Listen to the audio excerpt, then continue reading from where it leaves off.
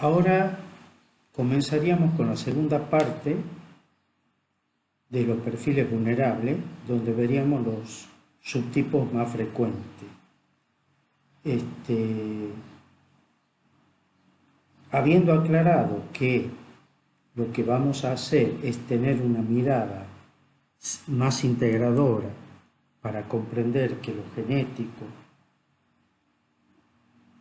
es no solo lo heredable, sino que tenemos que comprender que a nivel cerebral lo fenotípico, es decir, la estimulación de los contextos, también modifican genéticamente nuestras conductas y nuestras respuestas. Entonces, por ello la importancia de que formar es prevenir, porque en verdad estamos no enseñando hábitos, sino ayudando a modular redes neuronales. Y eso es por el fenómeno de neuroplasticidad.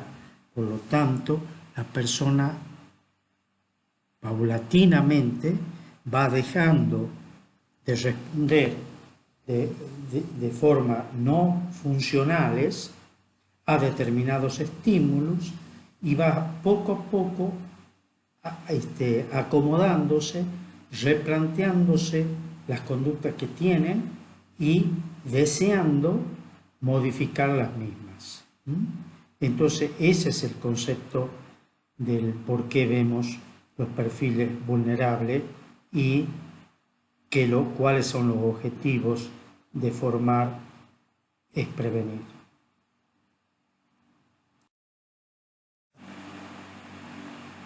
Bueno, ahora estamos viendo uno de los perfiles que es muy frecuente, que es el perfil del tímido.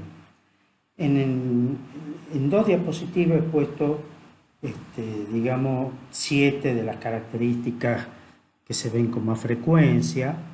Hay muchas más, pero ahí podemos ver que en general podemos observar que los chicos tímidos responden a estas características que yo he puesto, pero deben tener ustedes en cuenta que son características generales y por lo tanto tienen sus características, digamos, puntuales, que serían las circunstancias, ¿no es cierto?, que serían las personas,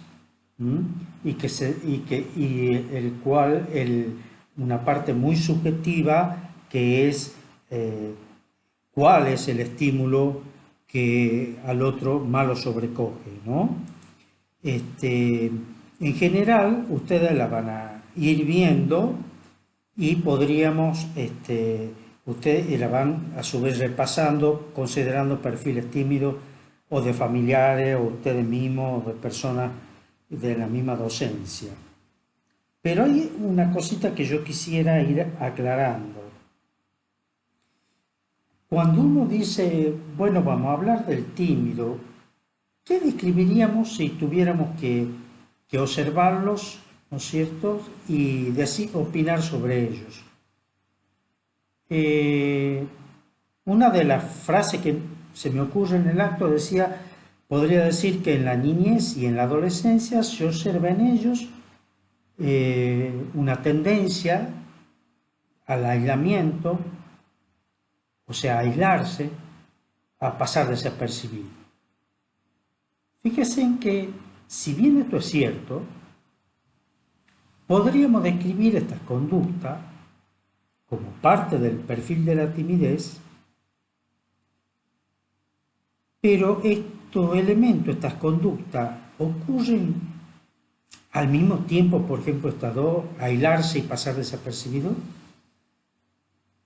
o son conductas que necesitan para expresarse tiempos diferentes. O también podría ser, puede aparecer una y no la otra. Es decir, acá tenemos que considerar que estamos ante respuestas que pueden ser un sí y un no. Puede ser que acontecen ambas juntas, podría ser que más bien se ha visto una de las dos predominantemente sobre la otra, pero lo que nos damos cuenta es que cuando estamos hablando es de que el concepto de la actitud es un concepto que es siempre un elemento que está reflejando un estado de ánimo. Entonces, si leemos acá que se sienten paralizados en situaciones sociales, o en clase o en los recreos, cuando son expuestos a chicos que no conocen, estamos viendo que un estado de ánimo frente a situaciones que para ellos son indudablemente difíciles de sobrellevar. Pero si viéramos tres tímidos al mismo tiempo, veríamos que esta tendencia a no interactuar o la falta de comunicación que vemos en el otro cuadradito de texto, o situaciones inusuales como que no esperaban y que de golpe alguien les pide o les solicita y sienten mucha vergüenza, no todos los tímidos van a responder ni con la misma actitud, ni con la misma vehemencia, ni con la misma intensidad. Entonces tenemos que darnos cuenta que a cada elemento de la timidez hay que acompañarlo con una mirada de la respuesta con la cual ese niño interactúa en el medio en que se lo está exponiendo.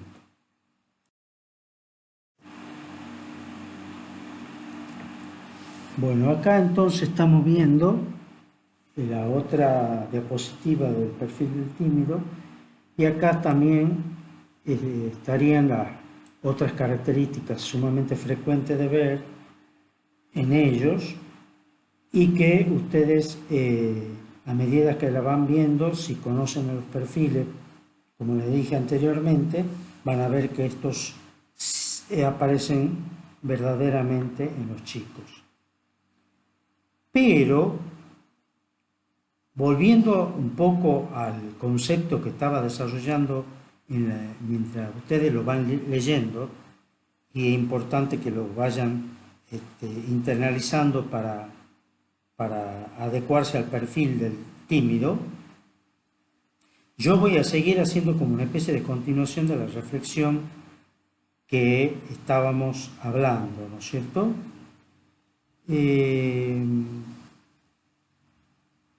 Si sabemos que lo que estamos viendo es una respuesta a un estímulo, entonces sabemos que esto que es fenomenológico, esta conducta, estas actitudes, al mismo tiempo conocemos ya por la neurociencia que no existe un gesto, no existe una actitud o un pensamiento o una idea sin emociones previas. O sea, antes de que ellos ocurran, hay emociones que están en ese cerebro interactuando con la persona.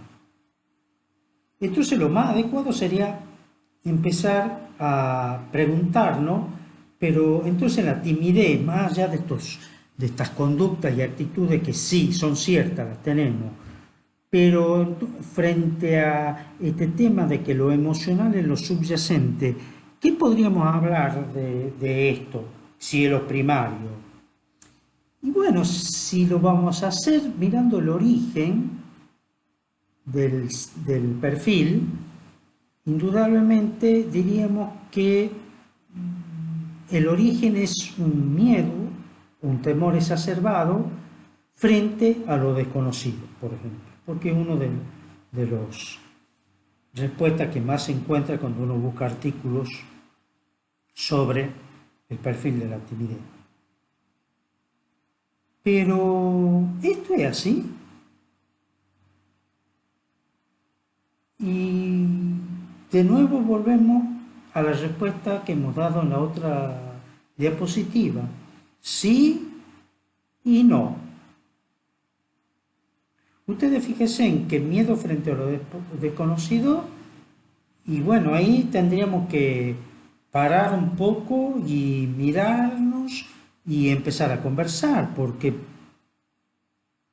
por ejemplo,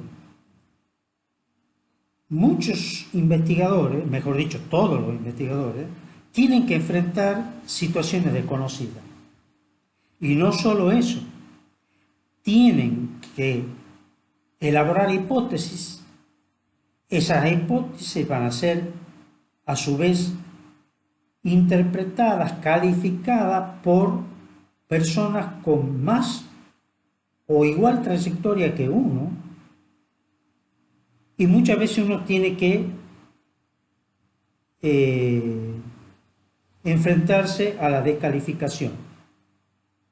Entonces diríamos, bueno, no, en ese caso no se dedicarían a investigar porque, ni publicar, porque obviamente es contracorriente del perfil tímido. Y bueno, fíjense en ustedes que por un lado es sí y por otro lado es no, porque Einstein, posiblemente uno de los científicos que más aportó, era tímido. Y es más, tuvo que soportar desde su infancia la descalificación.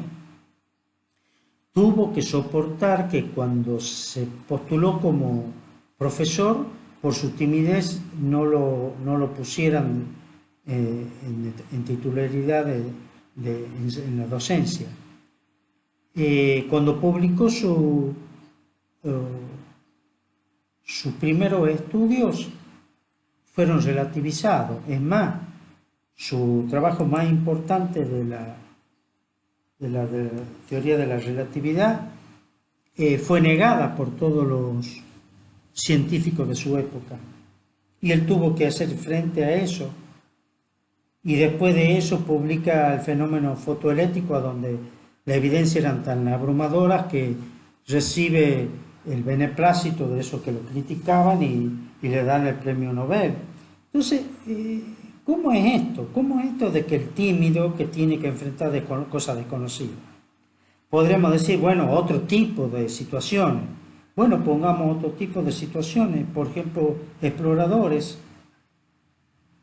Tenemos un explorador científico también que puede ir a recorrer situaciones totalmente desconocidas para la época en que ellos estaban recorriendo y haciendo sus teorías, y totalmente peligroso porque no podían prever a los peligros que se estaban por enfrentar. Y el caso de Darwin. Y Darwin nos lega en el tema de la evolución de las especies una herramienta tremenda para poder interpretar cómo la evolución ha permitido a los animales ir adaptándose al medio y sobreviviendo lo más adaptados. Entonces, ¿qué? ¿No? Entonces, ¿esto está mal, la frase de origen a lo desconocido? No, pero tendríamos que contestar, tenemos que describirlo al síntoma y a la timidez. Entonces podríamos concluir y aventurarnos a decir que la timidez es un temor exacerbado, que se puede manifestar en determinadas situaciones, donde ese niño, ese joven, esa persona, siente que se van a poner en evidencia que él, en ese momento que está pasando por esa situación, no posee las herramientas prosociales que otros niños, jóvenes o personas sí la poseen para adaptarse y sobrellevar esa situación, que podría ser de un desafío, una situación crítica, lo que sea, es una situación difícil, pero ellos tienen la capacidad porque tienen esa herramienta. Y el tímido no la tienen. Como ven, entonces, adecuarnos a conocer la profundidad de esa timidez mirándolo al chico al cual tenemos que acompañar.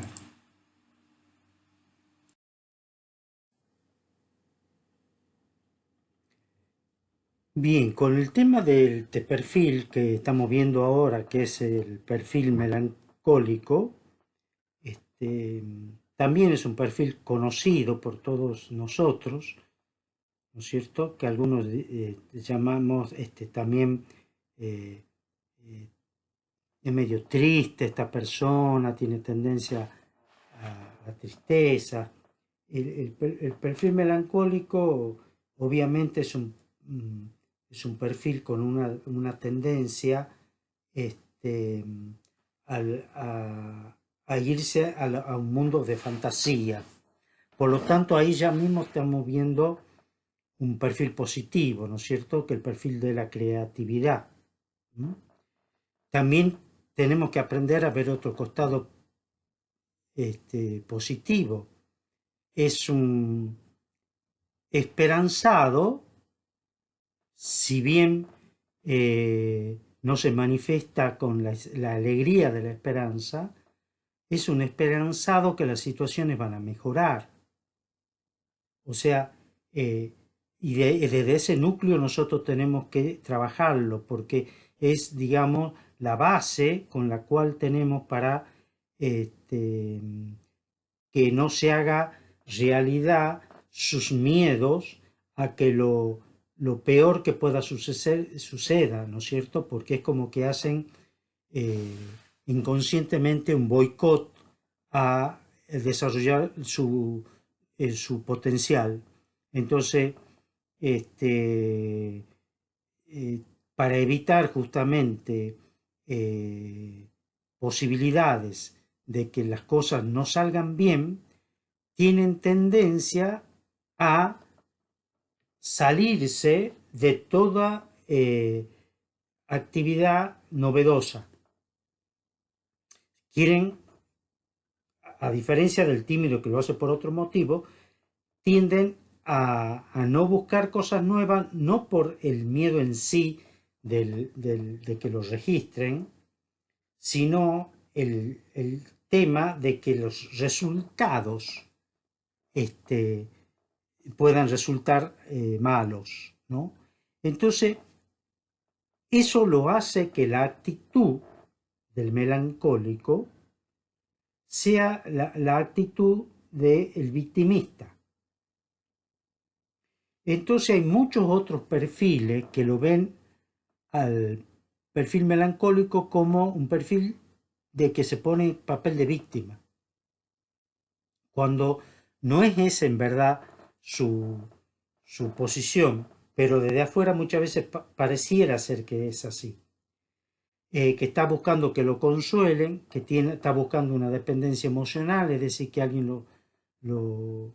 En verdad estamos viendo mal lo fenomenológico, porque el, el melancólico tiene todo un mundo de sensibilidad muy alta, a donde todo lo afecta y a donde pensar que algo va a resultar positivo, está mirando siempre la posibilidad de que algo surja y arruine ese momento, ¿no? De felicidad. Entonces, eh, cuando tiene que hacer actividades personales, no hay un chico al cual se lo vea disfrutar. Es decir, está encerrado en su casa y no, y está escribiendo, está dibujando, tiene tendencia a la poesía, tiene tendencia a refugiarse en historias con alguien que ha conocido, pero sin ninguna capacidad de a esa situación trabajarla en aras de un proyecto personal. Por ejemplo, una chiquita de su edad quizá hablaría con otra amiga de que le gusta tal chico y ambas harían de qué plan podrían hacer para que las amigas la acompañen a encararlo al chico con motivo de venderle una rifa, con motivo y esa chica acompañada con la otra sentiría la capacidad de afrontarlo, de invitarlo a una reunión, de invitarlo a algo. No, el melancólico no. Igual que el tímido va a rehuir esto, pero el melancólico lo hace porque la tendencia interior lo hace pensar que no es digno de sentirse feliz. Ese es un tema que el tímido no tiene. El tímido lo que tiene es miedo de afrontar a esa persona que le gusta, porque se va a poner colorado, porque no va a saber hablar, pero no porque él no merezca ser feliz, ¿no? En cambio, el perfil melancólico tiene un perfil de que por qué a él le pueden suceder cosas buenas. ¿Mm? Por eso el perfil melancólico tiene tanta tendencia a la poesía, tanta tendencia a escribir en un mundo donde todo puede suceder. ¿Mm? Tiene tendencia a la filosofía también, ¿no es cierto? Tiene, tiene tendencia al arte, porque en el arte puede refugiarse, sea la música, sea eh, aún el teatro, ¿no? Porque el perfil melancólico puede disfrazar su perfil con los, los otros personajes. El tema es que para disminuir su vulnerabilidad, el perfil melancólico es muy fácil de acercarse al alcohol. El alcohol es un antídoto para la tristeza, diríamos, ¿no? Por eso se lo menciona tanto en el tango a la bebida alcohólica, ¿no? Entonces, ¿qué es lo que sale ahí? De que el perfil melancólico, cuando bebe, de golpe descubre que su mundo de interacción personal, de interferencias de adentro, que lo invaden diciendo esto te puede suceder, esto te puede pasar, es como que baja el nivel de esa interferencia y puede de golpe sentirse libre de esos prejuicios. Entonces el perfil melancólico hay una tendencia alta al consumo de alcohol cuando son adolescentes. ¿Mm? Cuando van a reuniones sociales, a los demás pueden, los grupos de chicos que colaboran con él, pueden interpretar que es aburrida. Y el perfil melancólico pareciera ser aburrido, cuando tiene toda una capacidad creativa tremenda y podría ser muy alegre. Por eso la tendencia a beber en adulto, para disfrazar esa tendencia de que de afuera la vean aburrida. En verdad lo que no puede es justamente hacer hincapié en esa creatividad para ser optimista y ser alegre. Entonces todo al revés. Parece aburrido, tiene propensión a vivir un mundo solitario, los demás la hablan y dice, que sé que siempre estás distraída, que siempre estás callada, ¿por qué no interactúas? ¿Mm? Eh, entonces hay un doble aislamiento, hay un aislamiento porque lo busca el perfil melancólico y hay un aislamiento porque los demás dicen, no, con ella no, es siempre aburrida, es siempre aburrida. Entonces está muy aislada, ¿no? Como la novedad le es contraproducente, eh, no puede mostrar el potencial de las cosas con las cuales verdaderamente ella puede coexistir y sentir que puede actuar. No, no sucede eso. Entonces, otro elemento que hay que tener en cuenta en el perfil es que mucho más posible de trabajar y mucho más importante de trabajar que de la edad adolescente en la primera infancia para acompañarlo y reafirmar su yo, reafirmar su autoestima, buscar compañeritos como el tímido que lo acompañen, porque el tímido cuando está en grupo de chicos va a mostrar otra cara, que es la positividad, si es que la tiene como perfil. Entonces lo va a ayudar mucho a caminar, ¿no es cierto? Entonces formar grupo con el perfil positivo, con el perfil resiliente, con el tímido, porque el tímido muestra otra personalidad, digamos por así decir, cuando está con grupos chicos. Entonces le muestra el camino, digamos, al perfil melancólico. Eh, Hay que tener cuidado con los pares, que son perfiles que muestran más todavía su perfil melancólico, ¿no? Es decir, el impulsivo. El impulsivo lo va a avasallar, por así decir, ¿no es cierto? Habla, no te quedes callada, más se va a refugiar, más se va a aislar. Otro perfil que indudablemente lo va a tratar de, de inhibir es el disléxico emocional, obviamente, ¿no es cierto? El que no registra al otro, lo va a leer siempre mal y le va a molestar su silencio, ¿no? Es que vos siempre mirando, estás ahí, y lo ve como una persona que puede estar de alguna forma haciendo alianzas o coaliciones, entonces lo va a ver como una amenaza. ¿Mm?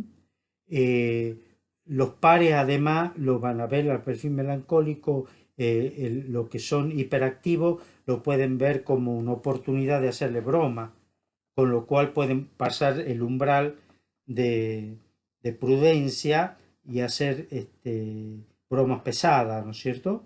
Y agraviante, o por lo menos el perfil melancólico lo ve como agraviante, con lo cual se refugia mucho más en el aislamiento y empieza a tener tendencia a una, a una actitud que lo pueda llevar a los pensamientos, digamos, marcadamente tristes, lo cual pueden crearle un perfil de distímico que ya deja de ser un perfil para ir trasladándose a un rasgo, ¿no? A un rasgo de tristeza, que sería dentro de ese rasgo de tristeza ir encaminándose a una distimia, que ya sería un trastorno si lo dejamos evolucionar. Entonces, estos chicos hay que tenerlo acompañándolo con los pares para crearle grupos de interactivos resilientes, con grupos positivos, con grupos chicos y que lo estimulen. Hay que buscarle los perfiles resilientes que tenga para hacerlos referentes a través de esos perfiles que tenga. ¿eh? Y hacerlos referentes. Como si lo acompañamos va a ser mucho menos difícil que hacerlo protagonista a un tímido, porque el melancólico no va a mostrar muchas ganas de ser referente, pero acompañado por alguien, sí. Y si es una persona tutor, mucho más. Entonces,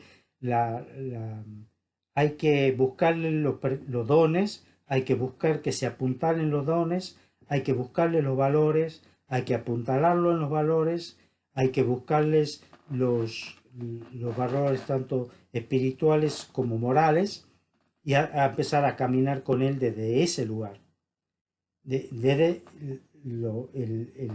el interactuar con los pares en la infancia y en la adolescencia, ¿no? Eso sería lo importante, digamos.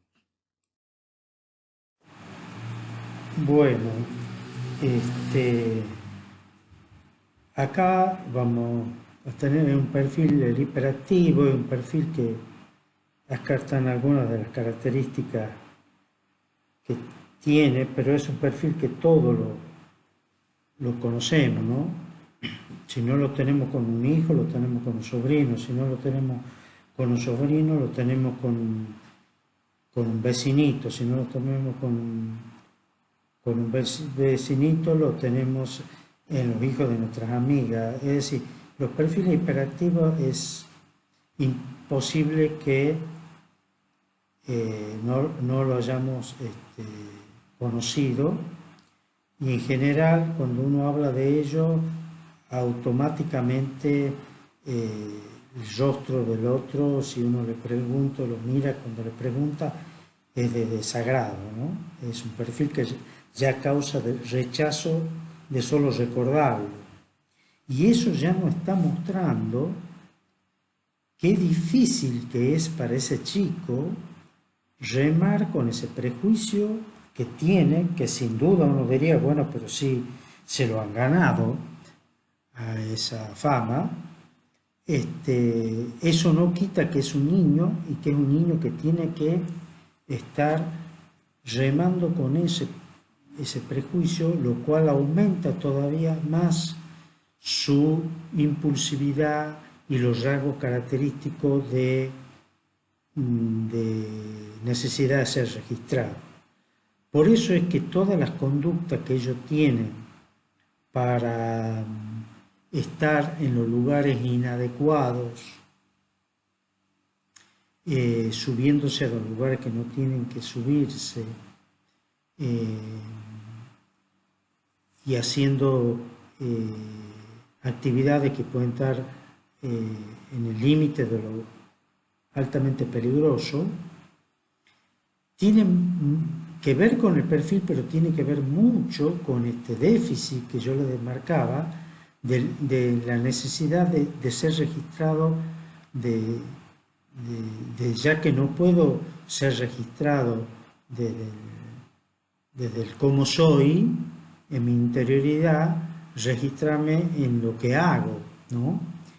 Aunque eso todavía exacerbe el prejuicio que tengo de que es una persona que no hay manera de controlar. Entonces se hace un círculo vicioso entre su hiperactividad y la respuesta de aquellos que están encargados de cuidarlo o de controlarlo. Es un verdadero desafío el hiperactivo tanto en la primaria como en la secundaria. Por ello es que es uno de los perfiles a los cuales más hay que trabajar y consensuar estrategias, ¿no? El problema de la atención, que también tiene, que muchas veces se lo diagnostica por déficit de hiperactividad y déficit de atención e hiperactividad, es porque pueden coexistir los dos, pero es altamente positivo considerar que estemos frente a un solo perfil y no a dos, para no tener que hacer más compleja la situación. Un perfil hiperactivo, igual que un perfil impulsivo, son perfiles que tienen un déficit de atención secundario. Es decir, ustedes ya van a ver que yo les menciono más adelante de que no podemos quedarnos con un perfil, de que el chico tiene un perfil. En general los chicos tienen varios perfiles, pero tienen alguno que es sobrellevante, ¿no? Entonces, en el caso hay que decir, bueno, ¿cuál es el que más frecuencia, el que más molestia, el que más síntomas produce? El hiperactivo, bueno, es hiperactivo. El déficit de atención se lo deja como un elemento secundario porque todos tenemos más de un perfil. Entonces nos quedamos con el que más evidencias hay, ¿no? Entonces, como tiene déficit de atención, ¿por qué tiene déficit de atención el hiperactivo? Bueno, yo le voy a poner a ustedes, que cada uno de ustedes piense una situación hiperactiva en que ustedes están. ¿Cuándo nos ponemos hiperactivos? Cuando estamos contra el reloj, en situación de presión. Cuando estamos en situación de presión, estamos con un perfil hiperactivo. Entonces entramos, salimos, volvemos, agarramos las casas, busquemos y ya empezamos a dialogar con el entorno de nuestra casa. ¿No has visto a dónde he puesto la llave? Recién la tenía en la mano mamá o papá. Sí, pero es que entré a buscar tal cosa y ya no sé dónde me la he dejado. ¿Por qué por favor no me han... Entonces, ¿qué es lo primero que se manifiesta cuando hemos entrado en una hiperactividad? Hemos perdido la capacidad de atención. Justamente en el deporte, una de las cuestiones que más tiene que tener en cuenta un entrenador de un equipo es que el equipo no entre en un nivel de hiperactividad, que ocurre mucho en cualquier deporte, ustedes lo ven. ¿Y cómo uno se da cuenta? Por la rapidez con que equivocan la pelota, por la rapidez con que patean, por la rapidez, porque van contra los minutos y no quieren perder y van contra esa presión. Bueno, ahí todos han entrado con déficit de atención. Y todos sabemos que cualquier función con déficit de atención es mala.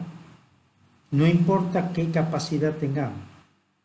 Entonces, el déficit de atención es un elemento que siempre lo vamos a tener que tener en cuenta en el perfil hiperactivo. No hay perfil hiperactivo sin déficit de atención porque toda hiperactividad supone un déficit de atención.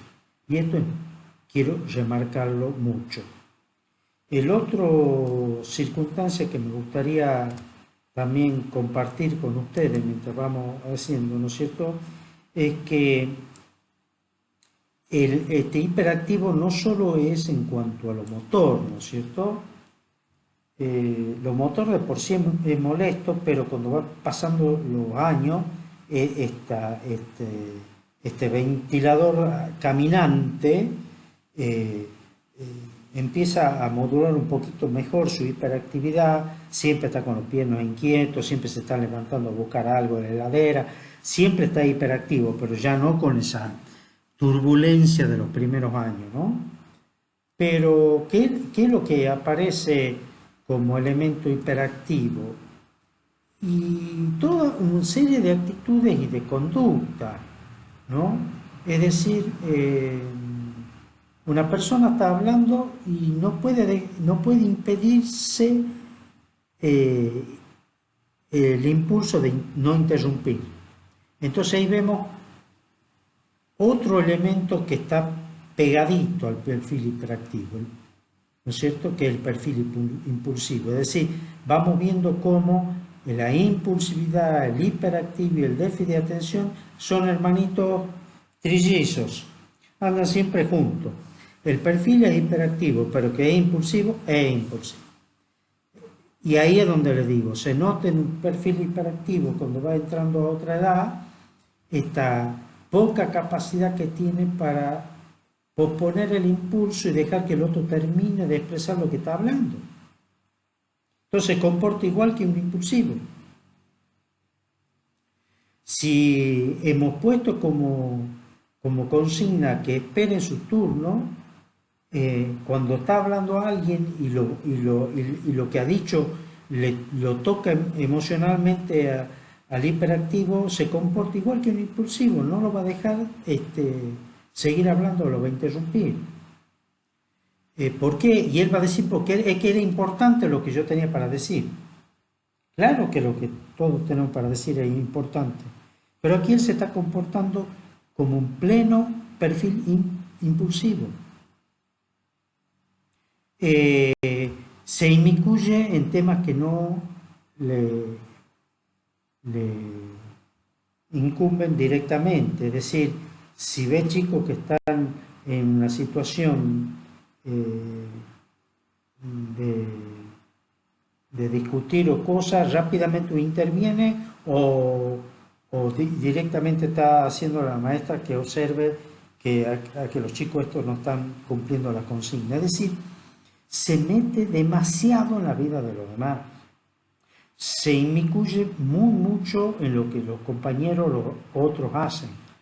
A lo mismo hace en la familia, en la vida de los padres, en la vida de los hermanos, en la vida de todo el mundo se está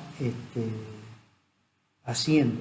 Siempre piensa que lo otros están haciendo es más importante que lo que a él le ha tocado hacer y ya rápido deja lo que está haciendo para agarrar lo que los otros están haciendo. Entonces, como vemos, es un perfil que se mezcla de otros perfiles, el perfil hiperactivo, y la constante es que es todo lo social, todo lo comportamental, todo lo que es pautas, todo lo que es norma, tiende a transgredirla. Entonces un chico que siempre va a estar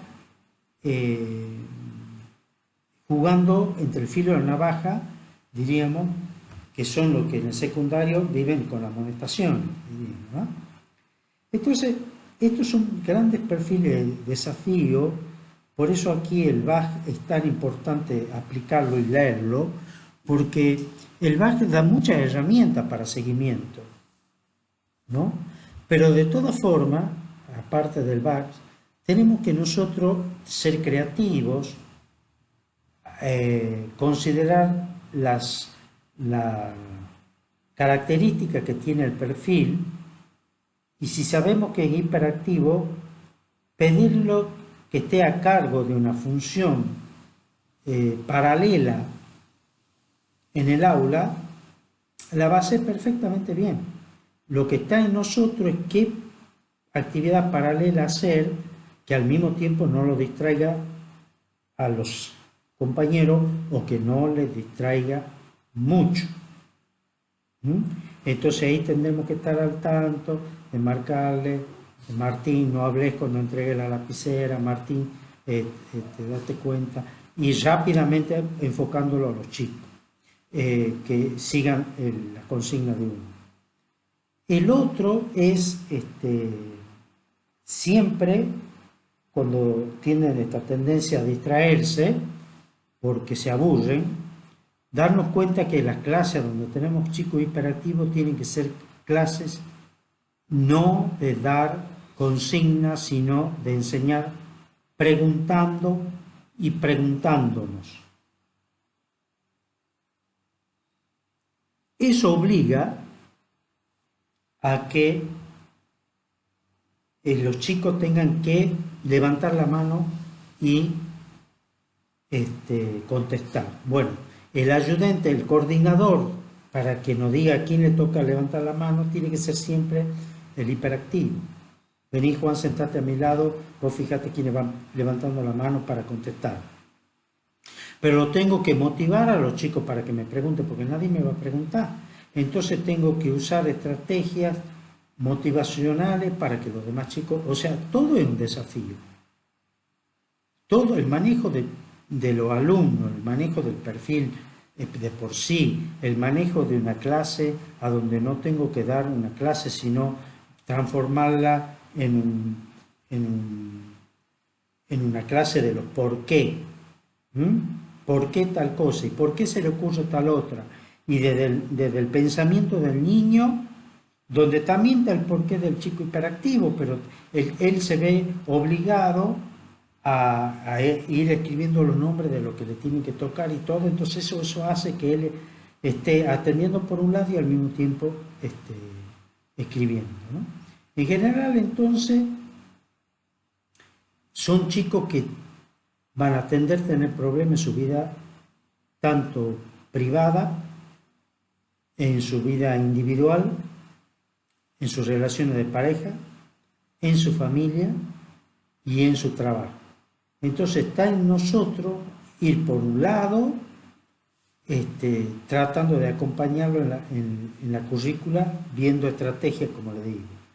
Y como decíamos anteriormente, los perfiles tienen que ser manejados con mucha más facilidad en las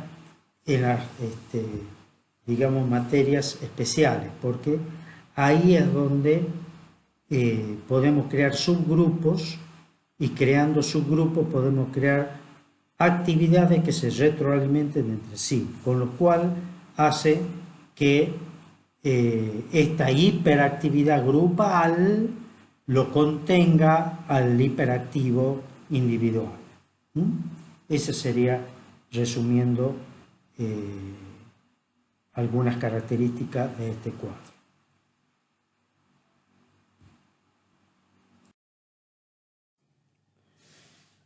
Bueno, este es otro de los tres síntomas que andan siempre acompañándose, los tres mosqueteros, y el déficit de atención también se lo puede diagnosticar solo o como parte de un déficit de atención e hiperactividad, y a donde le decía anteriormente, hay que conversar con los diversos docentes, con el gabinete pedagógico, psicopedagógico, ayudarse quizás por el VAS y tomar la decisión si lo van a tomar como déficit de atención y secundariamente como hiperactivo o impulsivo o como un déficit de atención. Lo que siempre hay cosas que tenemos que tener en cuenta es que hay que salir de la tendencia que hemos tenido durante tantos años de que el diagnóstico de la atención parecería estar enfocado en el docente, que era quienes primeros tomaban contacto con la realidad del chico, ¿no? Tenemos que tratar de corrernos ahí y verlo como perfiles de vulnerabilidad y no como síntomas.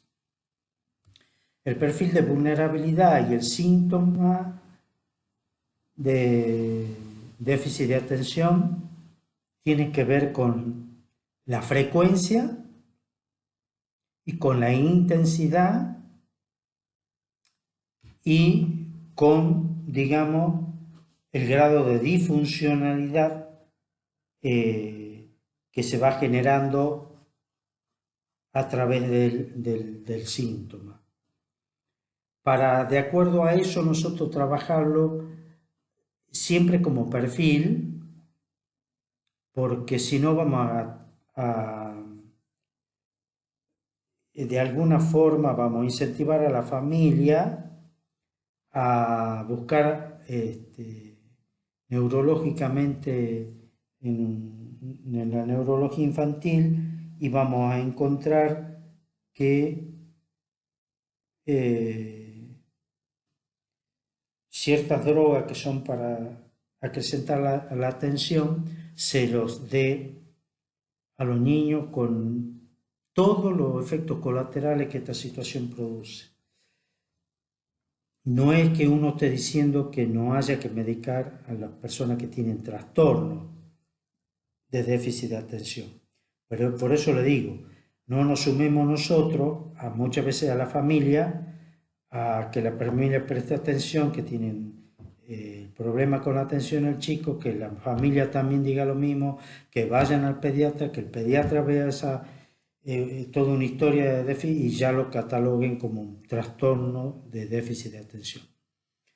Siempre hay tiempo para medicar y nunca hay tiempo para desandar el camino realizado. Entonces, más vale que nos quedemos con perfiles de atención, ¿no es cierto? No nos acerquemos ni al rasgo de déficit de atención, menos al síntoma de déficit de atención y mucho menos al trastorno del déficit de atención. Entonces, son todos rótulos, digamos, ¿no es cierto?, de un camino que va desde lo sintomático y luego, digamos, a la disfuncionalidad y luego de la disfuncionalidad al trastorno. Entonces, nos quedemos con el perfil, que el perfil es algo, digamos, particular, pero no se sale de lo natural. Es una particularidad. Hecha esta aclaración, para evitarnos los sobre diagnóstico de déficit de atención, nos quedamos con los perfiles. A partir de allí, como vemos aquí en las diapositivas, es muy notorio, todo también los docentes no es tan molesto como el que es hiperactivo, pero está totalmente colgado, ¿no?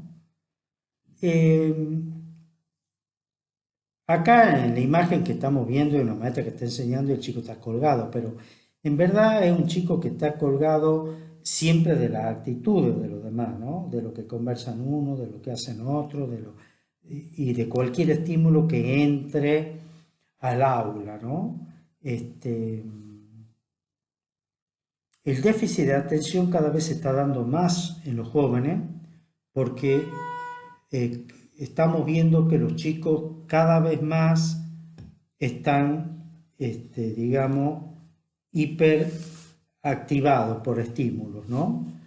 Y esta estimulación múltiple lo saca de foco, que es uno de los grandes problemas que estamos teniendo con la publicación de neurocientíficas que hablan de un niño hiperestimulado con déficit de atención. Es una paradoja total, pero es una realidad. El foco, es decir, la capacidad de atención, tenemos una atención focalizada y una atención dispersa. Yo ya le mandé el tipo de déficit, tema de concentración, ¿no es cierto? O sea que ustedes, al ver atención con los apuntes que ya le mandé, ya tienen todos los acompañamientos de la atención, ¿no? Una atención ampliada y una atención focalizada. El tema es que se ha exacerbado la atención ampliada y ello nos quita capacidad de hacer las cosas extremadamente bien. Es decir, dejamos de ser, digamos, más profesionales. Entonces nos quedamos a medio camino. Y es porque sustituimos la atención focalizada por la atención ampliada. Entonces estamos escuchando música y estudiamos, estamos viendo un partido y estudiamos, etcétera, etcétera, etcétera. A donde uno más observa cómo estas funciones se pelean entre ellas en la visión periférica y la visión focalizada. Todos tenemos una visión focalizada y una visión periférica. La visión periférica es la que nos permite salvar nuestra vida, porque si una moto viene y estamos bajando de la vereda, si la tenemos la visión ampliada, ¿no es cierto?, en juego, va a permitir que el movimiento de la sombra que vemos, no vemos algo con una gran nitidez, vemos como una especie de sombra que se nos aproxima y pegamos un salto hacia atrás y eso nos salva la vida, porque lo que hemos visto es un movimiento de una moto que ingresó al campo visual, pero no con las células que ven nitidez, sino con las células que ven movimiento. Lo mismo nos pasa al manejar. Si vamos conversando o si vamos súper concentrados en un pajarito que está en el pavimento, no vamos a ver una moto que se nos aproxima, quizás de contramano, pero se viene de contramano y lo hubiéramos visto con la visión periférica. No la vemos con la visión periférica porque hemos estado viendo un pajarito que está en el pavimento. Entonces tenemos que acostumbrarnos a usar los dos. Bueno, aquí es lo mismo. La atención focalizada y la atención ampliada. Hay otro tipo de focalización, pero eso lo dejo para que ustedes lo vean en los apuntes. No podemos estar hablando de todas ellas porque ocuparía todo el tiempo de la presentación. Pero les pido que vayan y lo lean. Y de ahí se van a dar cuenta cuántas variables hay de déficit de atención correspondiente con los diferentes tipos de atención que hay. Y para el uso justamente de qué estrategia usar, bueno, primera son la capacidad que mencionábamos antes, la capacidad de preguntar y no enseñar, la capacidad de enseñar preguntando, la capacidad de crear en la materia el libro de los por qué, la capacidad de motivar con cosas totalmente salidas de la currícula, cosas que los chicos se prendan, se sorprendan, participen. Entonces, salir de la monotonía. La clave es salir de la monotonía. Hay materia que les va a costar más, pero yo les mostré videos de un profesor de matemática que podríamos clasificar como una de las materias aburridas, y ustedes fíjense en que en ese video de acompañando el cuaderno de un maestro, que no me acuerdo el título bien, ese es un profesor de matemática y es brillante enseñando y produciendo atención desde los niños más chicos. Entonces ahí es cuando tomamos conciencia de que todos tenemos la capacidad de poner, crear alternativas cuando enseñamos aún las materias duras. ¿Ah? Así que les pido por favor que a los que no lo han visto y no lo han guardado a ese video, lo vuelvan a leer, y si necesitan otro de ese mismo autor, yo que he visto varios, quizás les pueda sugerir, aunque todos los de él son buenos, ¿no? Bueno, acá ya quedamos porque ustedes tienen material paralelo por los focos y el tema esto de los otros los trillizos que acompañan a la atención.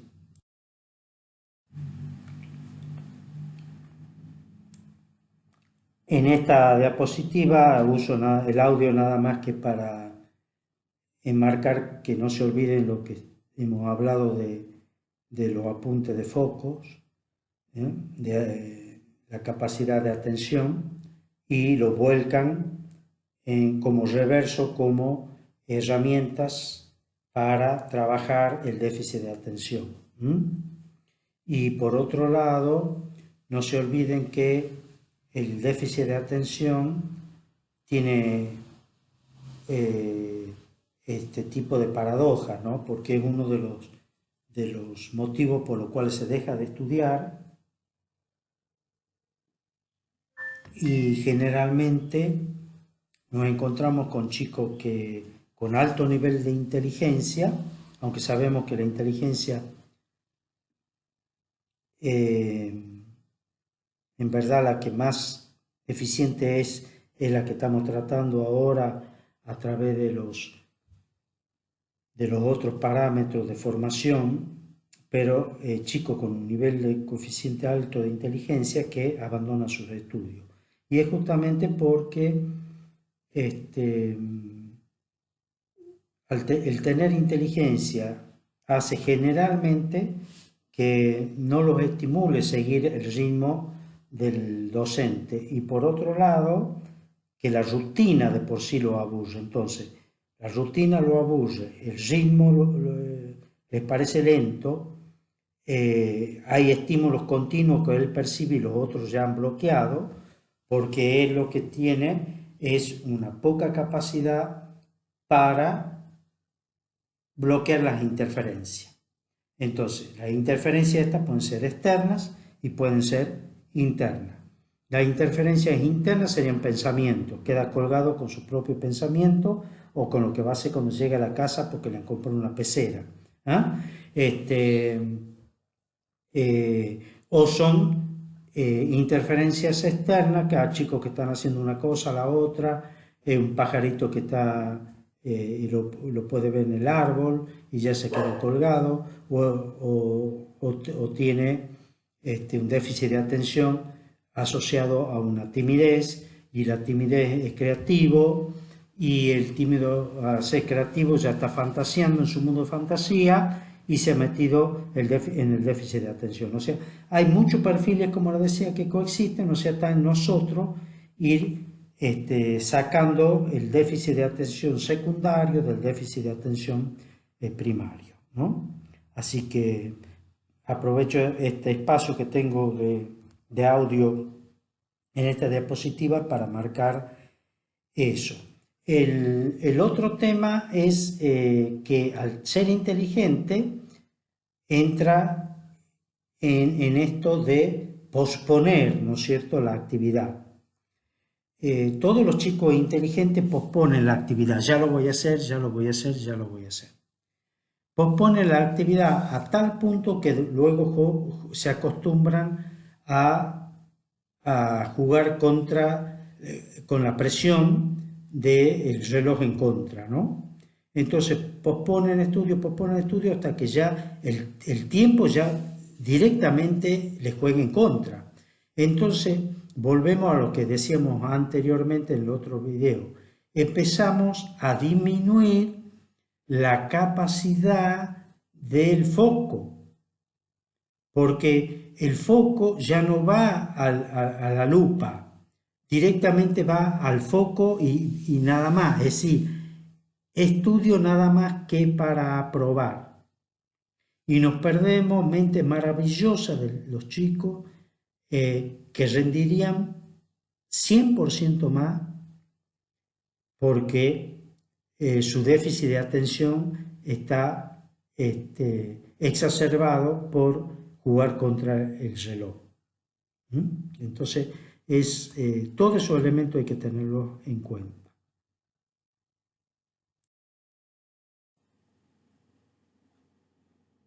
Llegamos al otro perfil que muchas veces gente lo asocia mucho al perfil impulsivo y al perfil hiperactivo, cuando en verdad, ya vamos a ver, no tienen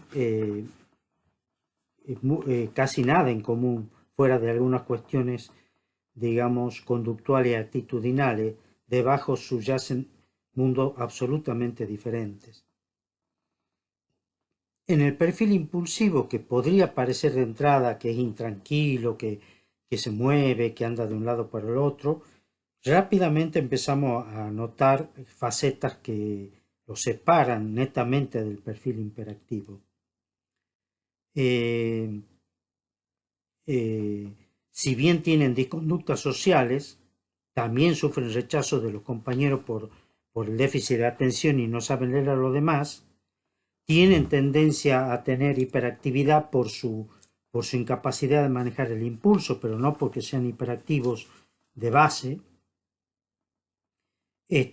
Tienen otro elemento que también los lleva a ser sumamente confundido con el hiperactivo, que es buscar situaciones de riesgo.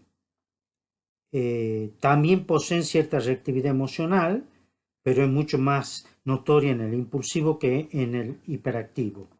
O sea que hasta ahí iríamos como viendo elementos comunes.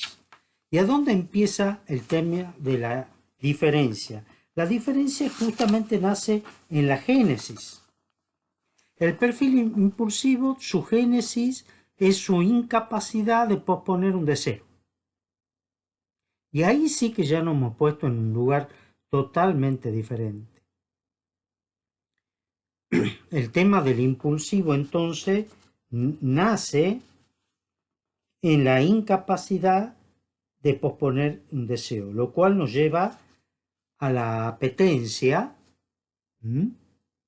Y por otro lado nos lleva a la carencia. Ambos son generadores de deseos y obviamente de impulsos. Otra característica del perfil impulsivo es que es, digamos, el deseo, una de las emociones que rápidamente llegan a la amígdala, por lo tanto es junto con el miedo y el enojo, la tercera perfil que tiene la tercera emoción más rápida para llegar a llegar hasta la amígdala cerebral y de ahí anclar en el tálamo para tomar el timón ya de la nave. Entonces, si estamos con que el perfil impulsivo es un deseo que no ha podido ser pospuesto, nos vamos rápidamente también a darnos cuenta que es un perfil que va a entrar rápidamente en la frustración. Entonces ese es otro elemento que tenemos que tener en cuenta cuando va a manejar un chico con impulso. Primero, que si logramos que ese chico posponga su deseo, vamos a aprender a que crezca y pueda modular sus impulsos. El otro elemento que es si logramos que pueda lograr ir modulando su frustración, vamos a lograr que vaya creciendo, o sea, rápidamente ya tenemos dos herramientas muy importantes para manejar el perfil impulsivo. Hacer práctica de posponer el deseo y hacer prácticas, ¿no es cierto?, para elaborar la frustración. Fíjense en ustedes, ya tenemos las dos herramientas básicas. Pero veamos un poquitito más el trasfondo, ¿no? El trasfondo del impulsivo, el posponer el deseo. Sabemos por definición, ¿no es cierto?, que el deseo se puede, como decíamos antes, relacionar con la apetencia. Por lo tanto, ya nos vamos viendo que es un perfil que tiene un talón de Aquiles muy grande, que es la apetencia. Y la apetencia está íntimamente ligada al placer, íntimamente ligada al placer. Con lo cual ya vamos viendo esto que decíamos recién de la cantidad de subperfiles, porque si vamos a hablar de como decía un autor francés que hablaba del almacén de los placeres, un libro que es de neurociencia, no, no es para nada, no tiene nada que ver con el placer en sí. Él dentro de esa definición de almacén de placeres decía que parece que es un almacén inagotable, creo que decía, porque teníamos los pequeños placeres, decía, hablaba de los placeres inocentes, los placeres engañosos, los placeres de la carne, los placeres del intelecto, placeres de la conversación, placeres de actividades como la pesca, el deporte, placeres del amor, placeres del deber cumplido, también decía. O sea, hablaba de una inmensidad de placer y ahí, en cada una de esas tenemos un perfil impulsivo. Seguramente hay muchísimos más, no me acuerdo mucho de todos, pero de cada placer él hacía un perfil. Vincent, que era el autor de neurociencia, que es francés. Y, y escribió todo un capítulo, me acuerdo de esos placeres.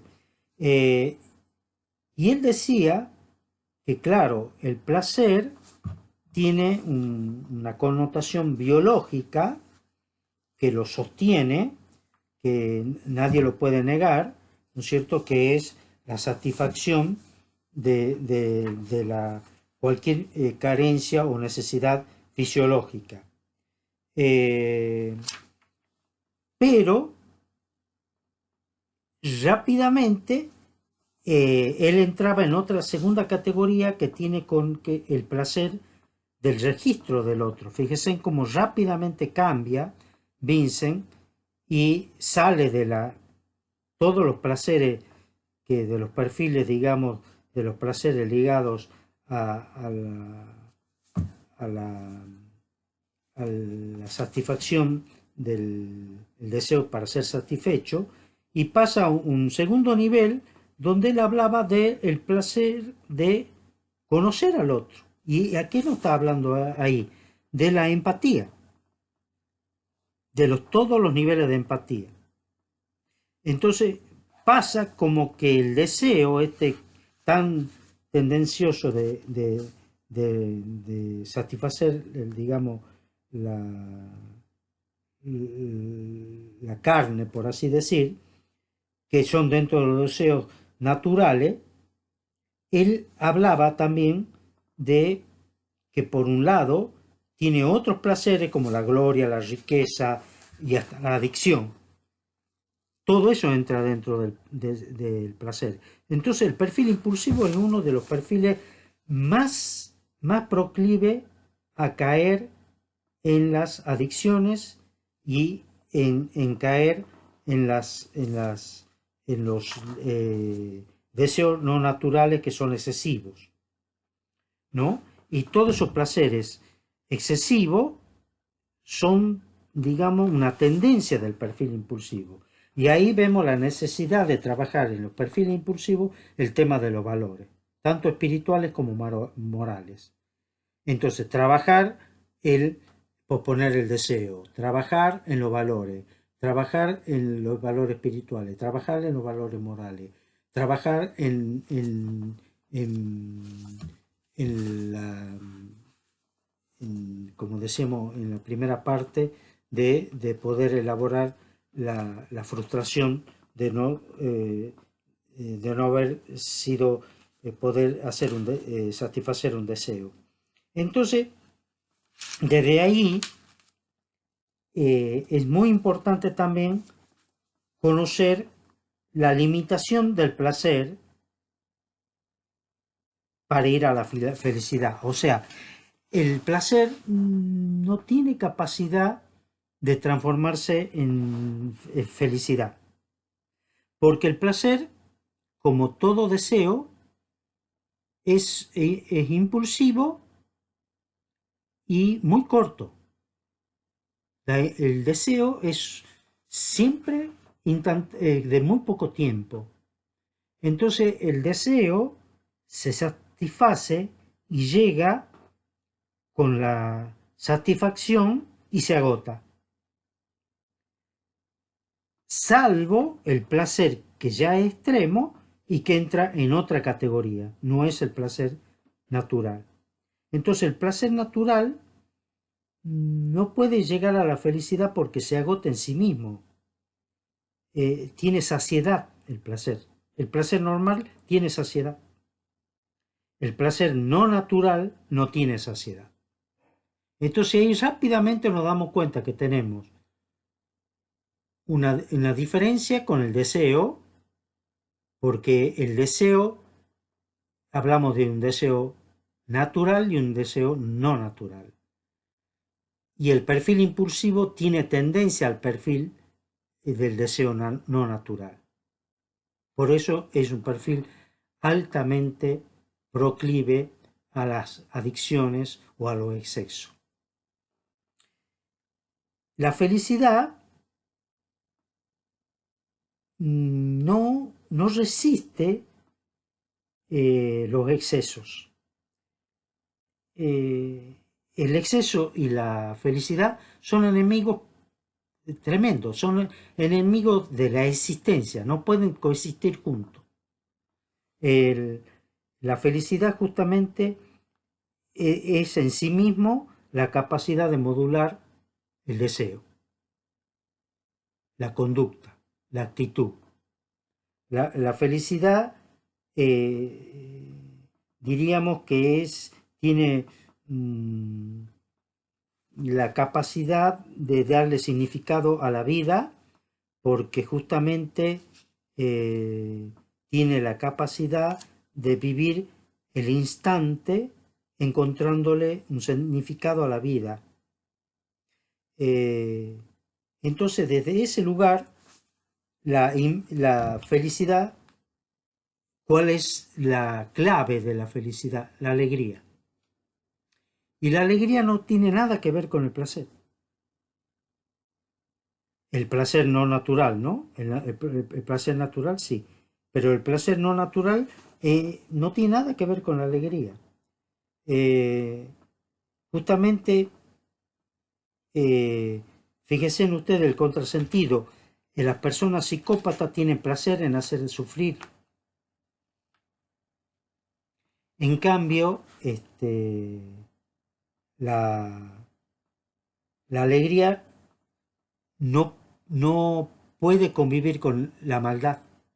La alegría no puede convivir con el sufrimiento del otro. La alegría no puede convivir con un pensamiento ni una actitud que dañe en otro. La alegría es el camino hacia la felicidad.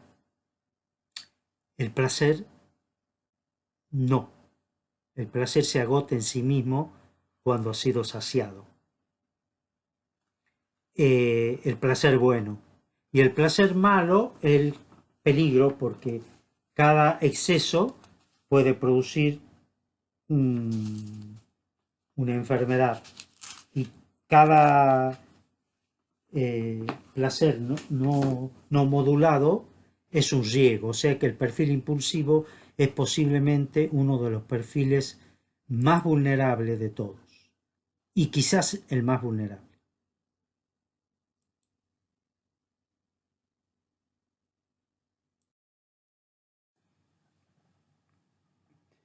Bueno, acá en esta diapositiva estamos tratando de hacer una especie de introducción a dos tipos de perfiles que a los cuales los podríamos subclasificar como perfiles de vulnerabilidad ampliada, a donde tenemos que tener una mirada mucho más atenta y buscando los vaivenes, tanto actitudinales, gestuales y de estado del ánimo, que van a ser muy cambiantes, ¿no? Durante el año o durante las semanas. Y entonces es necesario estar muy atentos a signos indirectos, como lo que estamos hablando, ¿no? El caminar, la manera de comportarse, el cambio de conducta en cuanto al saludo, en cuanto a lo anímico, la interacción, si bien es escasa, pero si se aíslan más de lo que se podría estar aislado. En uno de ellos, de estos dos perfiles, hay una posibilidad de empatía más lograda, de empatía sintónica, que es la que tenemos que tener, más lograda que con el otro perfil, que es más tendiente al mutismo, ¿no? Pero en ambos es muy importante el perfil del docente, ¿no? A donde en la figura del docente ya más lo que hablábamos antes, es decir, la manera de ser, ¿no? En el rol. Entonces, esta mirada que más allá de la boca sonríen los ojos, que hay una especie de yo te comprendo, yo te entiendo, conmigo estás bien, te vas a sentir segura, puedes contar conmigo, etcétera, esa mirada, ¿no? y además esta actitud de bondadosa, comprensiva, sin sobreprotección, ¿no? Esto hay que remarcarlo mucho en estos niveles. Así que aquí esta diapositiva es como preavisándonos que tenemos que estar atentos, ¿no? El candelabro prendido, porque por omisión podemos, sin darnos cuenta, evitar prevenir situaciones, ¿no? Así que eso es muy importante. Bueno, acá estamos frente a uno de los perfiles también que tenemos que ser cuidadosos y al mismo tiempo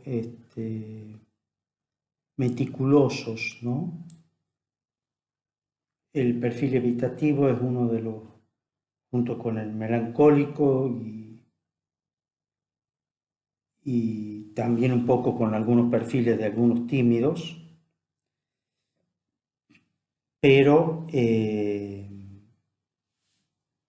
este perfil, el evitativo, es un perfil que hay que seguirlo muy de cerca y tener siempre en cuenta de que en cuanto ya lo diagnosticamos, que es fácil de diagnosticar, estoy hablando de perfil, ¿no? Uso el término diagnosticar por un defecto de formación médica, pero cuando ya lo hemos observado al perfil y ya lo tenemos identificado,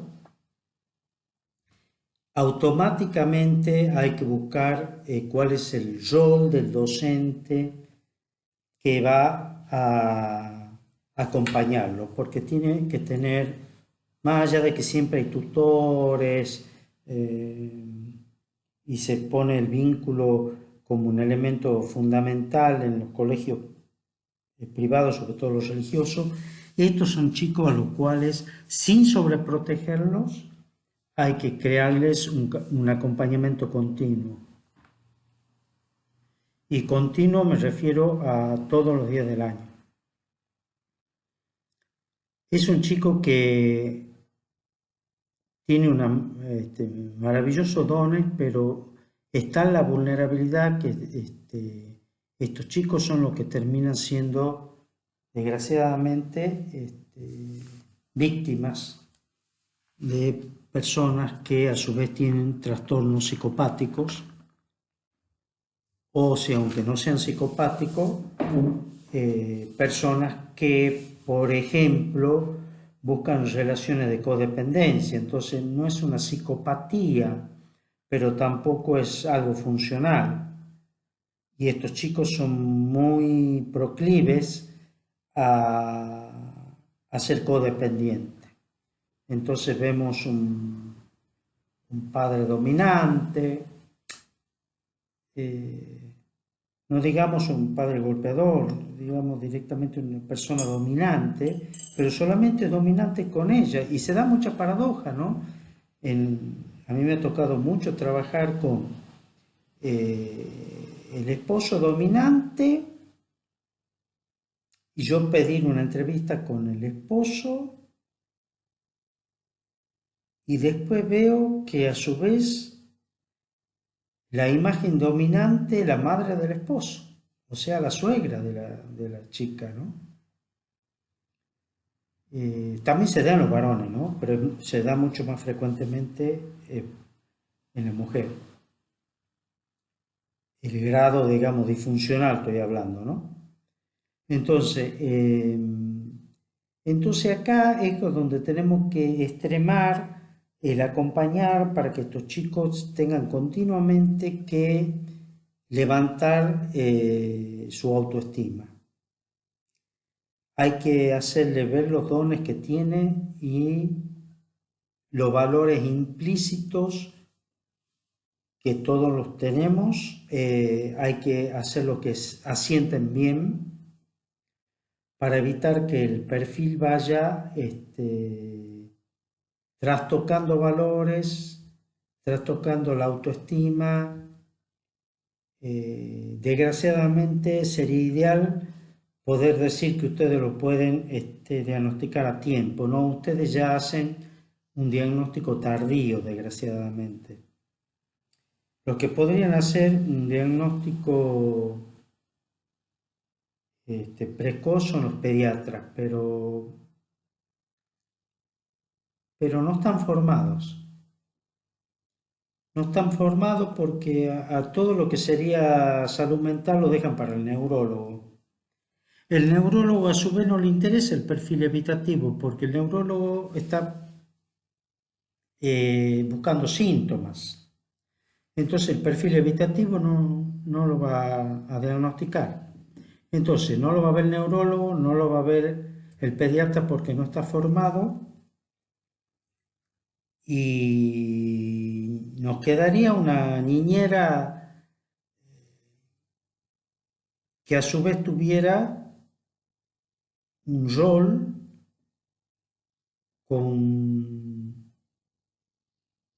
que le daría la característica de su funcionamiento, de su rol, digamos, un perfil con características de bondad, de poder registrar al otro con sintonía, no con empatía, sino empatía sintónica, capaz de crear espacios de intimidad y de confianza, que la mirada sea una mirada alegre para compensar esta mirada de angustia y de tristeza que tienen ellos.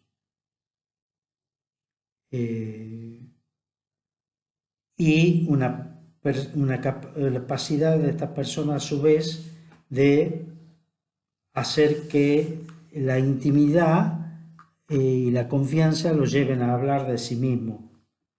O sea, son unas características muy especiales para acompañar un perfil evitativo si es que fuera una niñera. Pero esa misma característica hay que buscarla, aunque lleguemos tarde a los 3 años, porque estos son síntomas que empiezan en el vientre materno a dar síntomas y luego, si las madres generalmente ya viene una historia acá, ¿no? La madre, a su vez, es muy probable que ya tengan el perfil evitativo o sean tímidos o melancólicos y ya dan lugar a que el perfil evitativo ya, si no ha sido heredado, se vaya produciendo fenomenológicamente.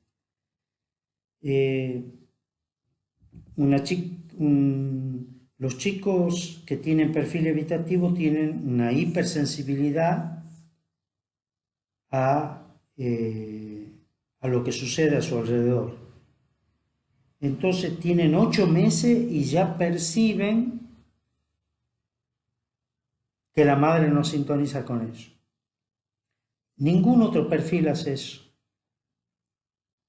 Obviamente que los chicos que no tengan este perfil y la madre no lo registraba, porque volvemos al mismo tema, da la mamadera renegando con los otros chicos, discute con su esposo, discute con si vive en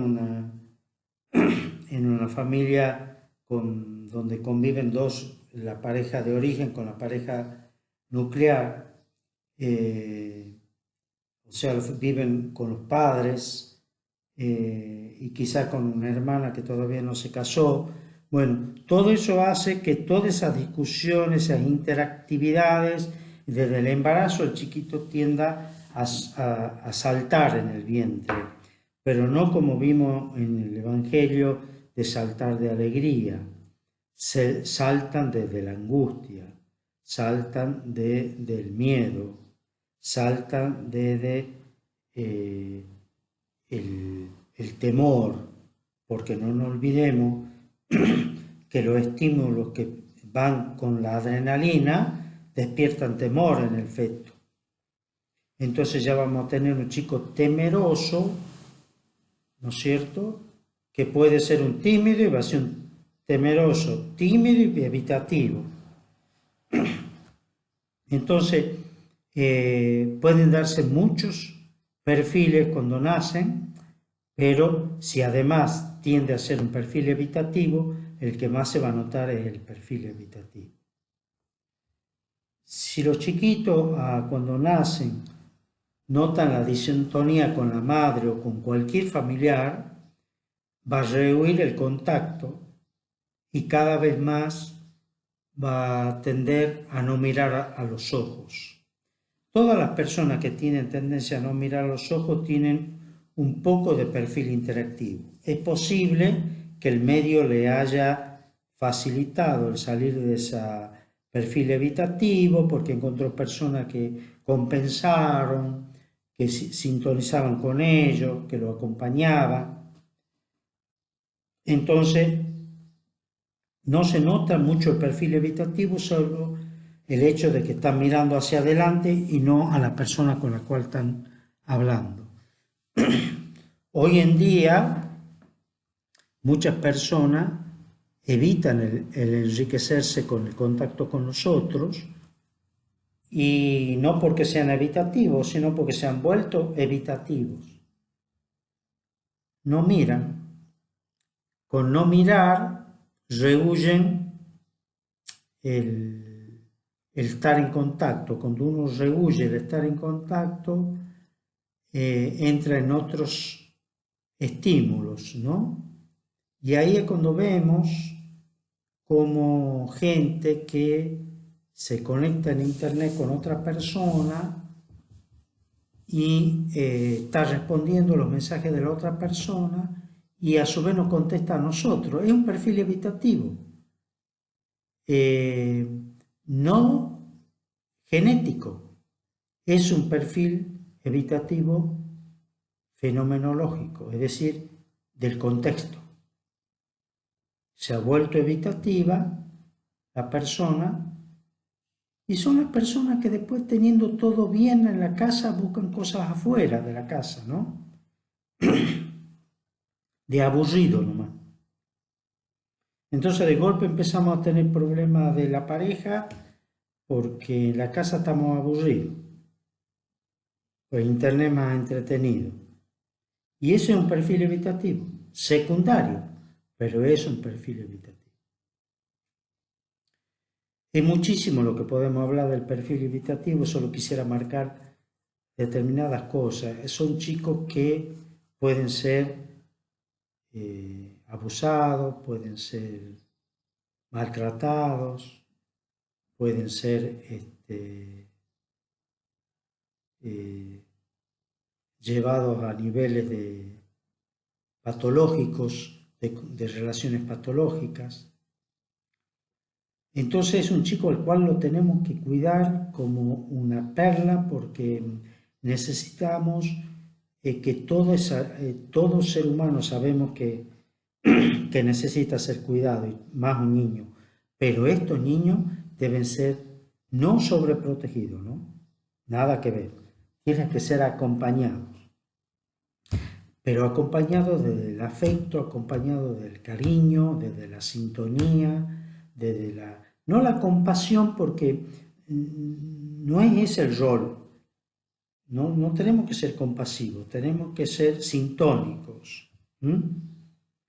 Entonces, ese grado de sintonía, con alegría, hacerlos que manifiesten la capacidad de la alegría, que sus ojos vuelvan a brillar, que vuelvan a principio que lo hagan en intimidad y confianza, pero después, como el tímido, salgan de ese aislamiento y empiezan a ser como el tímido, que hacen 2 amiguitos, 3 amiguitos, y ahí el evitativo descubre un mundo, donde él puede ser él. Tienen una gran capacidad de expresarse a través del arte, entonces todo lo que es arte tiene que ser incentivado. Todo lo que es arte tiene que ser muy incentivado. Al dibujo, a la música, a la oratoria, todas las artes, todas. Son chicos a los que hay que incentivarlos a que practiquen artes. No se olviden del tema del lenguaje. El lenguaje Hoy en día se ha descubierto hace pocos años que no tampoco desde el punto de vista de la patología. Ya en el Alzheimer hace muchísimos años que se dice que aprender otras lenguas era una muy buena herramienta para evitar el avance de esta enfermedad. Pero después han ido apareciendo otras cosas con el tema de aprender lenguas. Y el perfil evitativo es uno de los que entran prioritariamente aquí. Son chicos que hay que entrar desde pequeño en las otras lenguas. Y promover que los padres enseñen lenguas a los chicos, ¿no? Entonces estos chicos cuando tienen la capacidad de estudiar lenguas, la base que del cerebro nuestro tiene redes muy útiles. Los redes de los valores es muy útil. Por eso es tan importante enseñar valores desde la primera infancia, porque ya está la red hecha. La otra red que ya está hecha y que se va a podar si no la estimulamos es la de las lenguas. Si estimulamos las lenguas, le damos, junto con la de los valores, y junto obviamente a la espiritualidad, una gran base de cimiento a la capacidad emocional y a la capacidad introspectiva de los niños. Los niños, mientras más lengua tienen, más lengua aprenden, más capacidad de preguntarse tienen.